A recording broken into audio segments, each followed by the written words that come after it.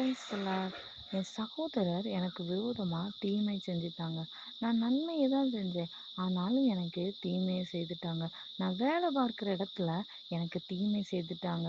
நான் தீமைக்கு தீமை செய்வேன். அவங்கள நான் நிச்சயமா பழி வாங்குவேன்.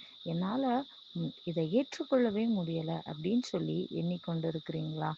இன்னைக்கு ஏசப்பா உங்களை பார்த்து சொல்றாங்க. எபிரெயர் 10வது அதிகாரம் 30வது வசனத்துல, பழி வாங்குதல் எனக்குரியது, நானே பதில் செய்வேன் என்று கர்த்தர் சொல்கிறார்.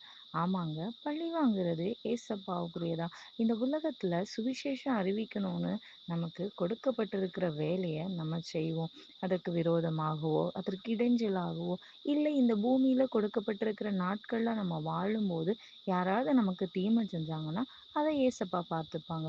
அந்த தீமைக்கு நம்மளும் தீமை செய்வேன்னு சொல்லி போகாம நமக்கு கொடுத்திருக்கிற வேலையை நமக்கு கொடுத்திருக்கிற பாதையில செய்வோம். தேவாசீர்வாதத்தை பெற்றுக்கொள்வோம். பேலன்ஸ் எல்லாத்தையும் கர்த்தர் பார்த்துக் கொள்வாங்க. Amen. God bless you all.